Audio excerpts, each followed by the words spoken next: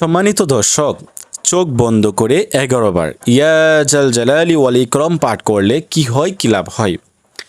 আজকে আমরা জানব খুব সহজেই ইয়া জাল জালালি ওয়াল ইকরাম এই ছোট আয়াতটি চোখ বন্ধ করে 11 বার পাঠ করলে, কোন সময় পাঠ করলে, কিভাবে পাঠ করলে কি হয়, কি লাভ হয়। তো এই জন্য আপনাদেরকে কি করতে হবে, ধৈর্য সহকারে এই ভিডিওটি সম্পূর্ণ দেখতে হবে। এবং যদি আপনারা এই চ্যানেলে নতুন হয়ে থাকেন, আপনার কাছে অনুরোধ থাকবে চ্যানেলটি সাবস্ক্রাইব করে রাখেন। এই চ্যানেলে আরও নতুন নতুন দোয়ার ভিডিও দেওয়া হবে ইনশাআল্লাহ। সম্মানিত দিনী ভাই ও বোনেরা, আমরা যদি আমলটি করি, এই আমলটি আমরা কিভাবে করব, কোন সময় করব, ওই সময়টা হচ্ছে ফজরের নামাজের পরে।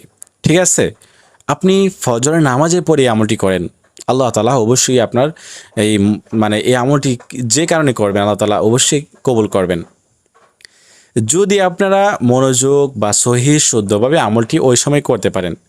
আপনি ফজর নামাজ আদায় করলেন, ফজর নামাজ আদায় করে ওই জায়গায় বসেই, লড়াছড়া নাই, ওই জায়গায় বসে আপনি প্রথমে 3 বার ইস্তিগফার পাঠ করুন, আস্তাগফিরুল্লাহ আস্তাগফিরুল্লাহ আস্তাগফিরুল্লাহ। তারপর 3 বার দুরূদ শরীফ পাঠ করুন, আল্লাহুম্মা সাল্লি আলা মুহাম্মাদ ওয়া আলা আলি মুহাম্মাদ কামা সাল্লাইতা আলা ইব্রাহিম ওয়া আলা আলি ইব্রাহিম ইন্নাকা হামিদুম মাজিদ।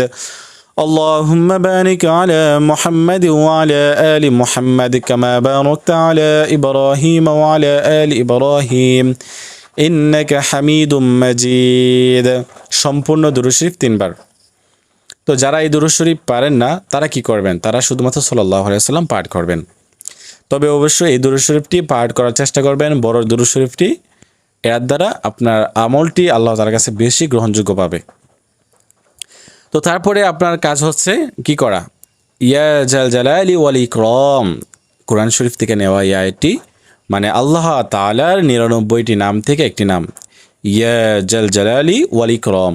ইয়া জাল জালালি ওয়াল ইকরাম, আল্লাহ তাআলার 99টি নামের মধ্যে কিন্তু এই আয়াতটি রয়েছে, ইয়া জাল জালালি ওয়াল ইকরাম, ইয়া জাল জালালি ওয়াল ইকরাম। আপনারা এই আয়াতটি প্রথমে সহি শুদ্ধ করবেন, শুদ্ধ করে আপনারা এই আমলটি করার জন্য যে যে জিনিসগুলো আগে পাঠ করতে হবে এটা তো বলেছি।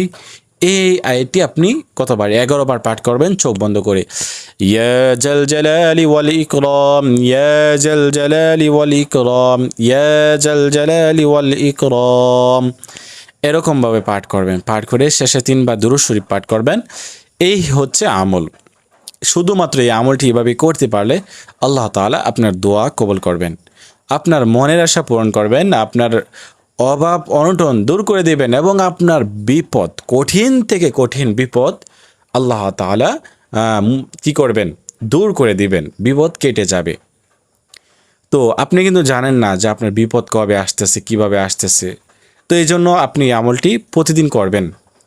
ঠিক আছে, আর 5 ওয়াক্ত নামাজের পরে আপনারা অবশ্যই আয়াতুল কুরসি পাঠ করবেন। এর দ্বারা হাজার হাজার বিপদ আপদ থেকে আপনি বাঁচতে পারবেন।